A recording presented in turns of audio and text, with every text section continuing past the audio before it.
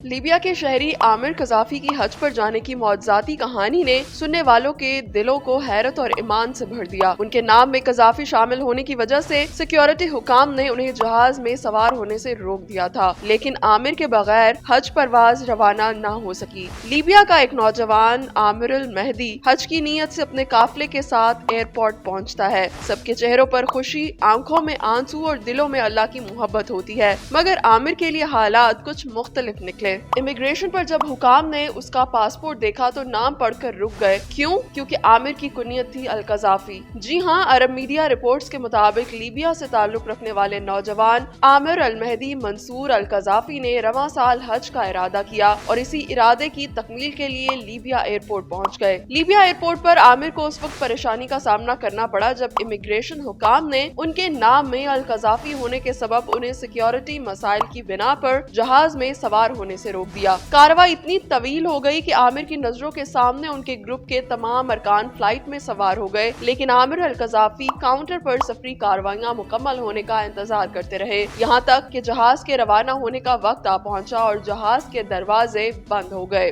جب عامر القذافی کی سیکیورٹی کارروائی مکمل ہوئی تب تک جہاز کے دروازے بند ہو چکے تھے، جس کے بعد طیارے کے پائلٹ نے دروازہ دوبارہ کھولنے سے انکار کر دیا اور یوں یہ طیارہ عامر القذافی کے بغیر ہی روانہ ہو گیا۔ طیارے کے جانے کے باوجود عامر القذافی کو اللہ پر یقین تھا اور انہوں نے اس عزم کا اظہار کرتے ہوئے کہا کہ میں ایئرپورٹ سے اس وقت تک نہیں جاؤں گا جب تک انشاءاللہ حج کی طرف روانہ نہ ہو جاؤں، اور پھر وہ معجزہ ہوا جس نے سب کو حیران کر دیا۔ اطلاع آئی کہ طیارے میں خرابی پیدا ہو گئی ہے اور طیارہ مرمت کے لیے ایئرپورٹ واپس آ رہا ہے۔ مرمت کے بعد طیارے کے پائلٹ سے عملے نے درخواست کی کہ ایک مسافر رہ گیا ہے، اسے سوار کر دیں، لیکن پائلٹ نے اب بھی انکار کر دیا۔ اس کے باوجود عامر کو اللہ پر یقین تھا اور وہ یوں ایئرپورٹ پر جم کر کھڑے رہے۔ جہاز ایک دفعہ پھر روانہ ہوا، لیکن اس بار بھی اطلاع آئی کہ طیارہ دوبارہ کسی خرابی کے باعث واپس آ رہا ہے۔ جہاز اترا اور فنی خرابی کی جانچ پڑتال کے بعد پائلٹ نے اعلان کیا کہ قسم کھاتا ہوں کہ جہاز اب عامر القذافی کے بغیر نہیں اڑ سکتا۔ اس وقت تک جہاز نہیں اڑاؤں گا جب تک عامر سوار نہ ہو جائے۔ اس کے بعد حکام کی جانب سے جلد از جلد عامر القذافی کو سفر کے لیے